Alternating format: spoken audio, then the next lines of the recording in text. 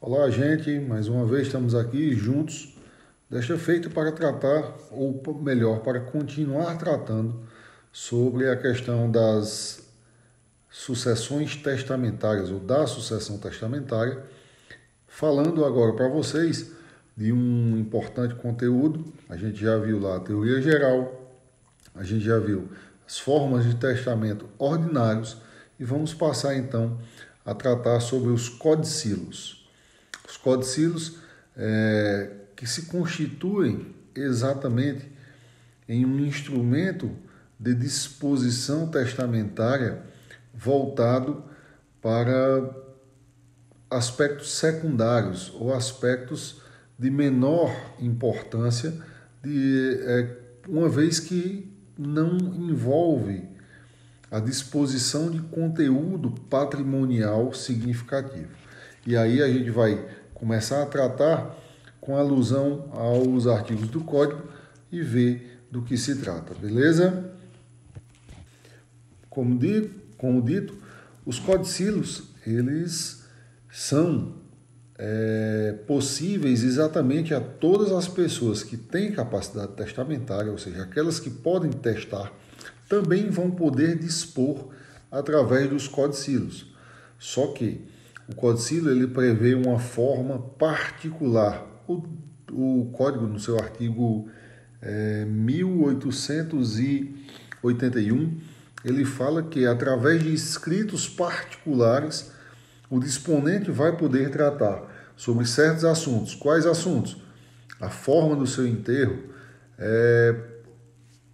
disposição de bens ou bens pessoais, como roupas, vestimentas, alguns acessórios pessoais, esmolas a pessoas determinadas ou de forma genérica. Então, os codicilos terá essa finalidade de disposição de última vontade para questões menores. Por isso mesmo é que, quanto à sua forma, o codicilo permite que, desde que o disponente, o autor da herança, tenha capacidade para fazer testamento, que ele o faça através de um mecanismo ou de um instrumento mais simplificado, que é o codicilo, conforme as limitações de conteúdo que nós acabamos de comentar. Expressão muito, vamos dizer, questionada dessa dicção é a autorização que o codicilo faz para a disposição de doações de pequena monta. E o que seria esta pequena monta? Evidentemente que a quantidade, que o quantitativo dessa disposição, ela deve ser considerado, evidentemente, o montante do espólio, o montante sucessório. E, evidentemente, para aquele que pouco tem, o que ele deixar pode ter uma significância de valor, já que comprometa o direito dos seus herdeiros. E para isto não vai valer o codicilo. Pois bem, a doutrina e a jurisprudência ela tem fixado como critério, como, vamos dizer, base, como parâmetro quantitativo do codicilo, exatamente percentualizando, ou seja, o entendimento é que terá validade, terá eficácia a disposição feita através do codicilo que não ultrapasse o montante de 10%, de até 10% do patrimônio hereditável daquele disponente. Isso é uma construção doutrinária e jurisprudencial, já que a lei não fala expressamente esse quantitativo, cabendo então a fixação desse quantitativo ao doutrinador e ao julgador que fixou como base esse parâmetro. Mas não é incomum que você encontre dentro da jurisprudência parâmetros de valores percentuais, inclusive menor do que isso. É importante salientar, pessoal, que além destes aspectos de regulamentação da forma de enterro, doações, destinação de objetos pessoais daquele disponente, haverá também a utilidade para os codicilos, a chamada utilidade declaratória. A utilidade declaratória, ela visa exatamente declaração, ou seja, instituir relações alusivas ao interesse do falecido, ao interesse do falecido, como, por exemplo, a nomeação de testamenteiro, a nomeação ou a substituição de testamenteiro, assim como também o viés de perdão do indígeno, através da declaração feita no codicilo. O autor da herança poderá usar aquele codicilo através do codicilo para declarar o perdão, assim como nomear testamenteiro. E a gente vai ver aqui no Código exatamente essas disposições que autorizam este ato pelo disponente de codicilo. A primeira alusão ao conteúdo declaratório do codicilo está previsto lá no artigo 1883, que diz: pelo modo estabelecido no artigo 1881, que se refere exatamente à formalização dos codicilos, poder-se-ão nomear ou substituir testamenteiros, ou seja, através do codicilo, será possível ao testador nomear ou substituir testamenteiro. Está lá no artigo 1883. E o artigo 1884, ele vai tratar sobre a questão da revogação dos codicilos.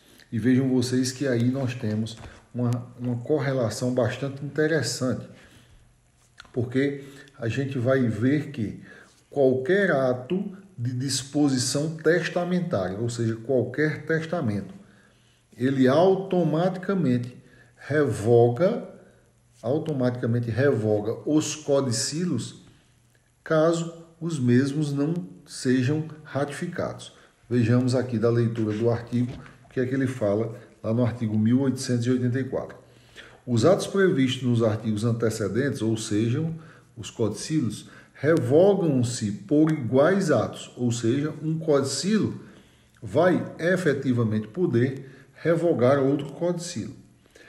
E consideram-se revogados se, havendo testamento posterior de qualquer natureza, este testamento os não confirmar ou modificar. Ou seja, haverá a revogação mesmo que presumida, mesmo que sem que o testador fale que deseja, fale que pretende revogar aquele codicilo, caso ele faça um testamento posterior ao codicilo, de qualquer natureza, seja o testamento, em que, neste testamento, ele se omita a ratificar ou modificar o testamento. Isso quer dizer o quê? Digamos que eu, em vida, desejo, através de um codicilo, o escrito particular, que é o codicilo, faço algumas disposições, como nomeação de testamenteiro, como esmolas e doações de poucas montas e a forma do meu enterro. Beleza? Na data de hoje, eu fiz esse testamento, esse codicilo, e continuo vivo por algum tempo, de modo que, mais em um futuro, eu desejo e efetivamente faço um testamento meu, através de qualquer uma das formas. Feito este testamento, aquele codicilo que foi formulado em data pretérita, ele automaticamente está revogado. Através de um testamento, mesmo que o testamento não faça menção a esta revogação, não faça menção que deseja revogar o codicilo. Caso o testamento não o ratifique, o que seria essa ratificação? Dizer, mantenho as minhas disposições feitas através de codicilo, ou que pelo menos o modifique-o, alterando alguma cláusula, por exemplo, a de nomeação de testamenteiro. Eu posso, no testamento, dizer, olha, o meu anterior codicilo fica válido e eu modifico somente a nomeação do testamenteiro, que foi José, para agora ser Antônio. E aí nós temos uma ratificação tácita, porque ele menciona uma modificação, mas está ratificando todas as demais cláusulas. E aí vocês veem que, havendo testamento posterior, incorrerá em uma revogação automática do codicilo, caso o mesmo não seja nem ratificado ou modificado por esse testamento. Beleza? É importante a gente mencionar ainda que, embora os codicilos possam ser revogados pelo testamento, inclusive de forma automática, os testamentos não podem ser modificados e revogados através dos codicilos. A única coisa que o codicilo vai poder modificar dentro de um testamento está previsto lá no artigo exatamente 1883, em que ele diz que os codicilos vão poder modificar e instituir testamenteiro. Ou seja, se anteriormente houver uma nomeação de um testamenteiro e um codicilo posterior pode modificar essa nomeação. Beleza? Então, assim sendo, vale a gente também mencionar a forma equiparada à modalidade cerrada dos testamentos. A gente já viu lá que tem o testamento particular, que inicialmente o codicilo diz que será feito através de escritura particular, se aproximando ao testamento privado, mas lá no artigo 1885, ele traz uma analogia do codicilo ao testamento na modalidade cerrada. Vejam o que é que ele diz. Se estiver fechado o codicilo, abrir-se-á do mesmo modo que o testamento cerrado. Portanto, além da forma privada, os codicilos também serão aceitos ou possíveis de serem feitos de forma cerrada. E estes codicilos, de forma cerrada, evidentemente terão que ser, conforme o artigo 1885, deverão ser abertos por ocasião do falecimento do autor e nos moldes previstos em lei. Para isso, vale a gente mencionar que, obviamente, se este codicilo ele dispuser sobre as formas de enterro, de velório, de homenagem para aquele falecido disponente, ele vai restar, se feito de forma cerrada, frustrado, ou seja, prejudicado quanto a este âmbito, porque até que seja levado à abertura judicial, o mesmo pode levar algum tempo e decorrer por inviabilizar o atendimento dessas disposições que sejam mais imediatas, por exemplo, quanto à forma do enterro. E para a gente finalizar a nossa abordagem sobre o codicilo, é importante que se refira à sua autonomia, ou seja, o codicilo ele existe como declaração, como disposição de última vontade, inclusive independentemente da existência de testamento. Ele pode, inclusive, coexistir com o testamento anterior ou posterior, desde que mencionado pelo testamento, mas ele não depende de testamento, ele não depende de estar vinculado a uma das formas de testamento ordinário ou especial para que ele tenha validade. Beleza? Então era isso que a gente tinha a falar e vamos então abordar agora as formas especiais de testamento. Nós já vimos os testamentos ordinários e agora vamos tratar sobre os testamentos especiais. Como falávamos, os testamentos especiais, como o próprio nome sugere, são formas de testamento, são modalidades de testamento e, como o próprio nome sugere, especial, eles se destinam a circunstâncias especiais ou circunstâncias especiais em que esteja envolvido o disponente, o testador. Os ordinários, via de regra para a vida comum, para os casos ordinários do dia a dia.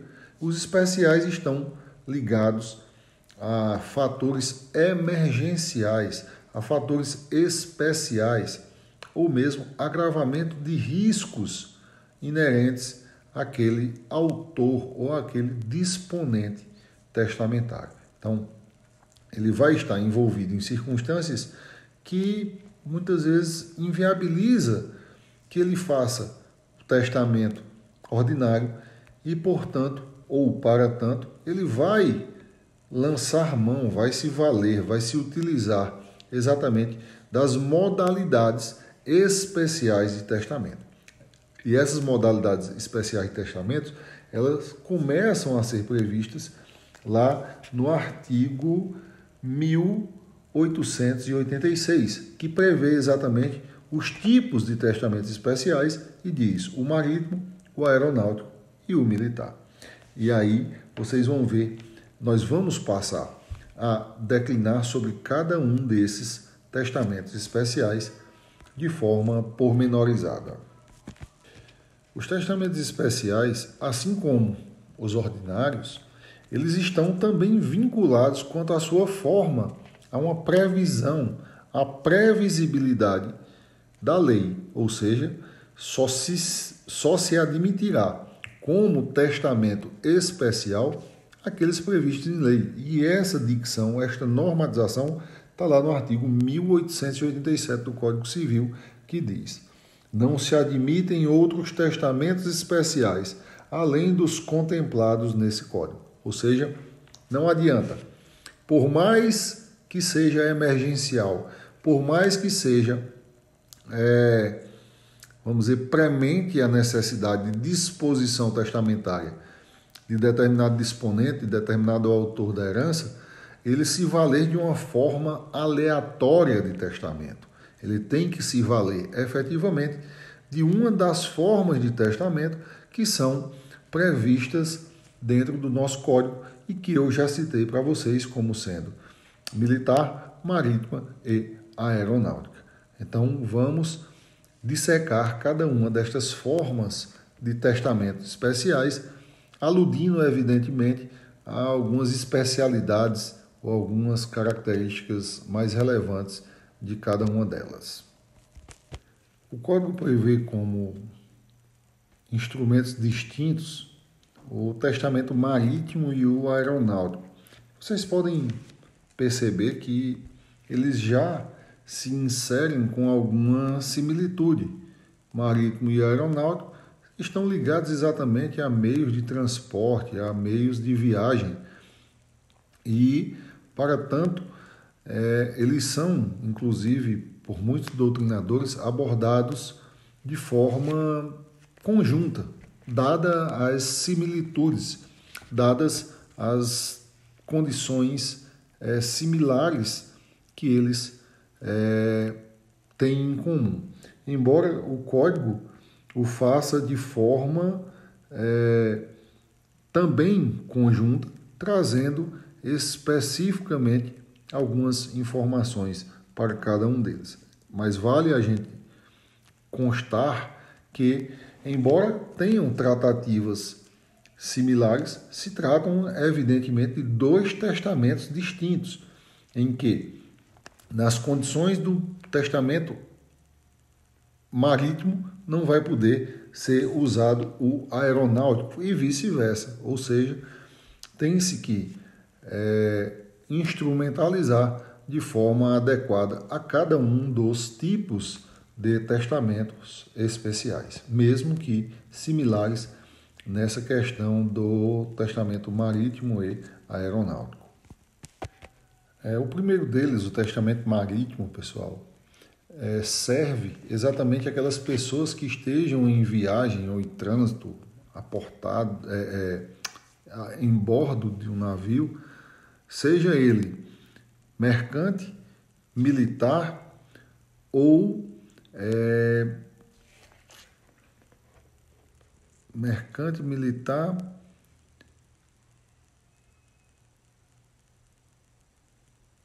tem um deles,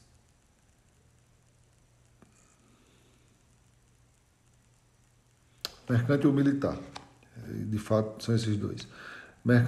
Navio mercante ou militar que esteja em viagem, evidentemente que não se aplica a essa regra os navios que estejam aportados em terra firme, ou seja, que permitam que os ocupantes saiam deste navio. E então, desta forma, aqueles que estejam inseridos dentro do navio e por qualquer circunstância sintam a necessidade de formular testamento, devem fazer através do testamento marítimo.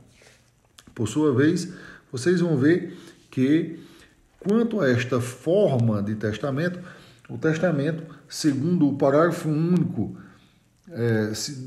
segundo o artigo 1888, na parte final do caput desse artigo, ele informa exatamente que o testamento marítimo ele poderá seguir duas formas, dois procedimentos formais de sua realização. E para isso, ele cita exatamente como parâmetro os testamentos ordinários. E o testamento marítimo ele vai poder ser feito tanto da forma pública como da forma cerrada, ou seja, com equiparação à forma pública e à forma cerrada. Para tanto, vocês vão ver que o testamento público e o testamento cerrado, eles têm como característica primordial se tratarem de testamentos que passam por algum tipo de registro. E aí vem exatamente o parágrafo do artigo 1888, quando fala que o registro do testamento será feito no diário de bordo, ou seja, para se ter similitude, se ter aproximação com as formas pública ou cerrada, ele pode ser sigiloso e ser registrado dentro do diário de bordo, ou ele pode ser aberto e também, quanto ao seu conteúdo de disposição, ser registrado lá no diário de bordo daquela embarcação. Por sua vez, o artigo 1889 já dedica suas linhas às tratativas voltadas ao testamento aeronáutico.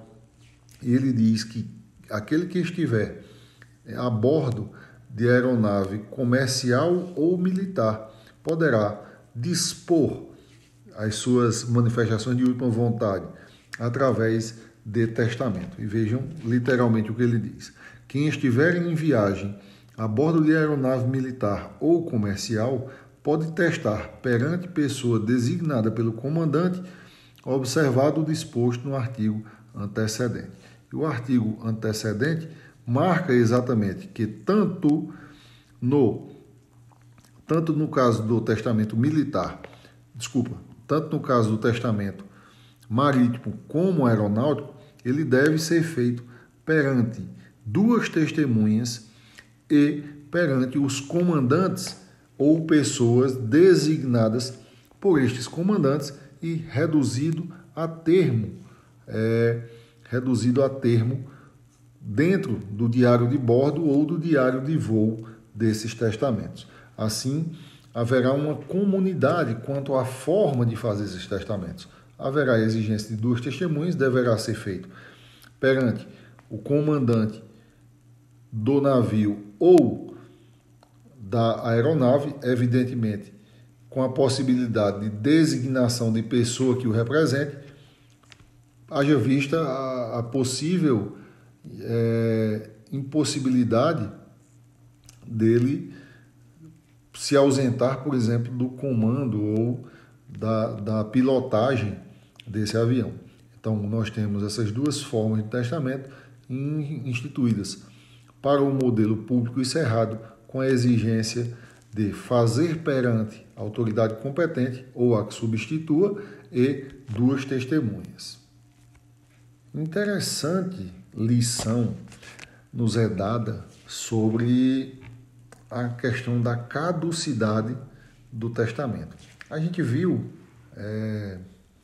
na aula anterior os aspectos de caducidade objetiva, caducidade subjetiva, e aqui nós temos uma caducidade predeterminada para os testamentos marítimos e testamentos aeronáuticos. Isso está instituído lá no artigo 1891, que trata: caducará o testamento marítimo ou aeronáutico se o testador não morrer na viagem, nem nos 90 dias subsequentes ao seu desembarque em terra, onde possa fazer de forma ordinária outro testamento.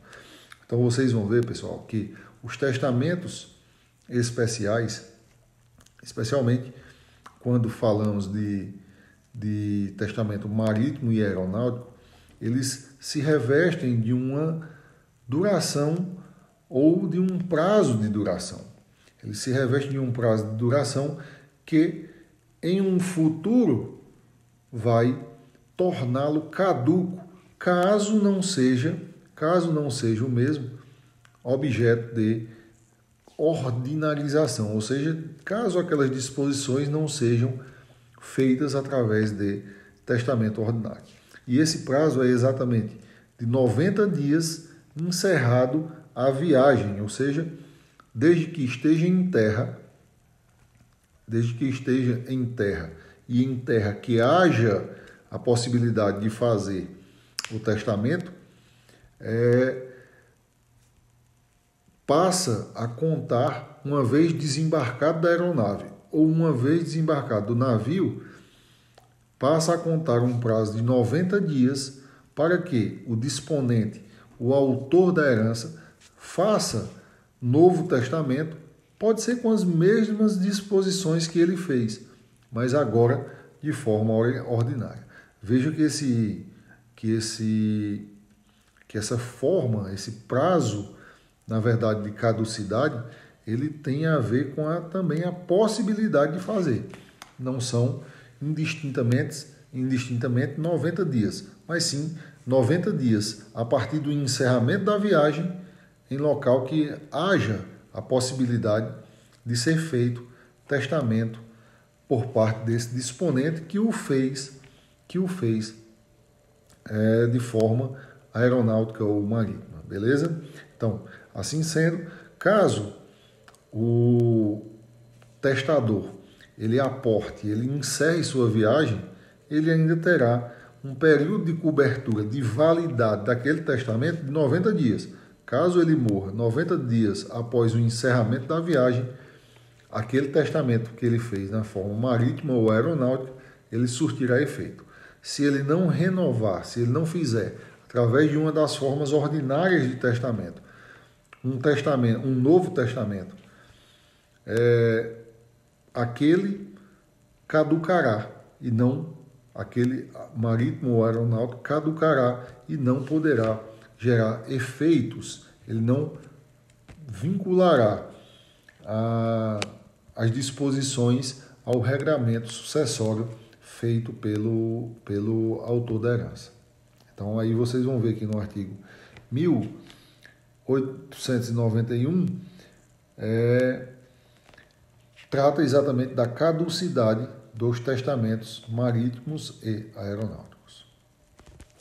Pois bem, passemos então a falar um pouco sobre os testamentos militares, ou o testamento militar, que está previsto a partir do artigo 1893. E o testamento militar, pessoal, diferentemente do que possam alguns pensar, ele não é de interesse específico dos militares. Não é isso. Na verdade, o testamento militar, ele serve evidentemente aos militares, mas também a todas as pessoas que estejam a serviço da Força Armada, por exemplo, médico, engenheiro, repórteres, correspondentes de notícia, etc., etc., que estejam em praça sitiada ou em meio a uma guerra, em meio a um ambiente bélico, ou seja, estando em algum local no país ou fora do país, evidentemente, ele poderá se valer do testamento militar, desde que lhe seja impossível fazer os testamentos ordinários porque está em um momento de guerra, momento de batalha, ou aquela cidade ou aquele estado está sitiado, e assim ele poderá realizar o testamento militar independentemente de ser ele militar, desde que ele esteja envolvido no ambiente militar, desde que ele esteja envolvido no ambiente bélico, no ambiente de guerra ou de uma praça sitiada, conforme prevê o artigo 1893. Interessante frisar que o testamento militar, dadas as circunstâncias que são envolvidas os militares, às vezes de emergência, de urgência, até de risco de vida, ela permite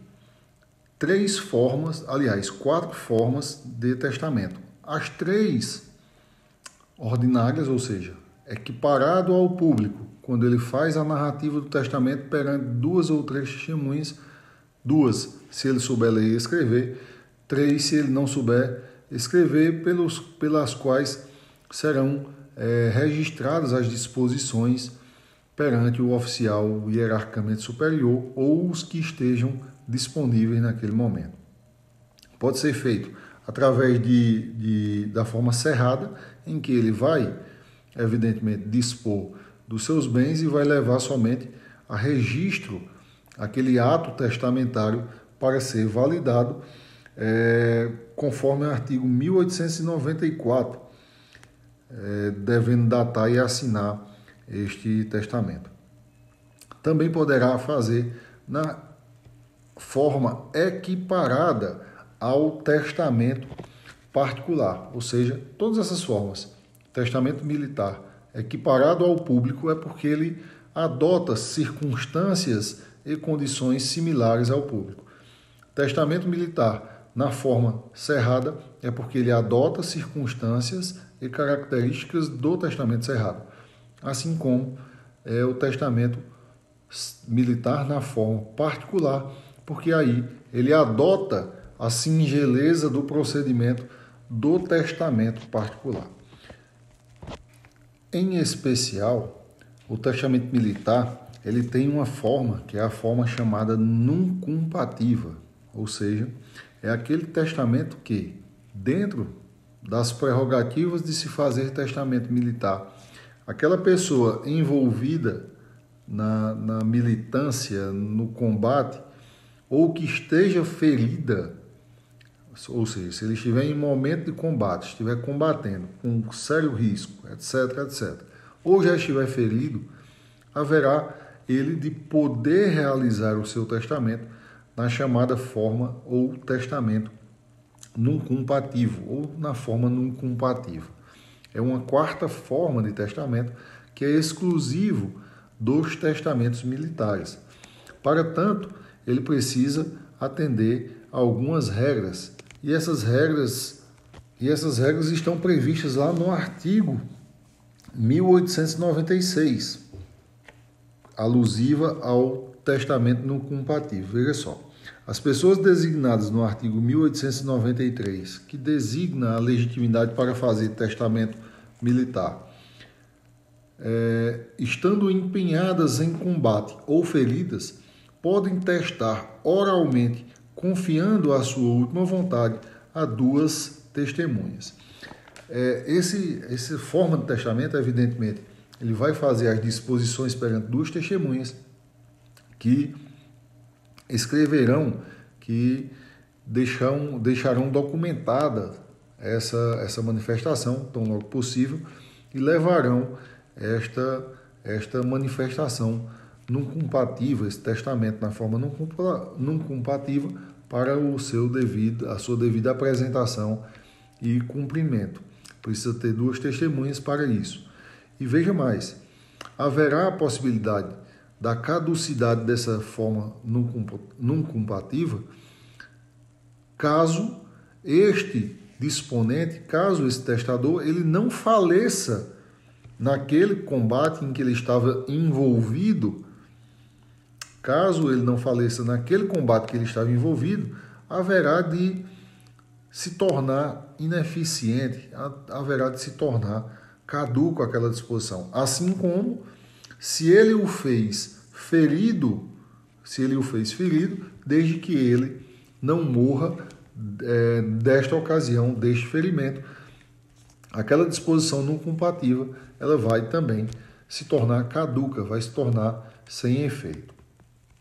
Haverá também a possibilidade de caducidade, ou seja, do testamento militar caducar, nos termos do artigo 1895, que diz: caduca o testamento militar, desde que, depois dele, ou seja, depois dele feito, o testador esteja 90 dias seguidos em lugar onde possa testar na forma ordinária, salvo se esse testamento apresentar as solenidades prescritas no parágrafo único do artigo antecedente. Beleza? Ou seja, o testador terá tendo o testador a possibilidade de estar em terra, de estar em local não sitiado, em local que não esteja havendo guerra, pelo um prazo de 90 dias, e não vindo ele a fazer um novo testamento, um testamento ordinário, aquele testamento militar ele vai restar por caducado, ou seja, vai ser desconstituído quanto aos seus efeitos. Pois bem, era isso que nós tínhamos a apresentar, desta feita hoje com algumas inserções e leituras dos conteúdos do Código, e vou me despedir de vocês por aqui, esperando encontrá-los logo em breve. Então, aquele abraço e tchau, obrigado.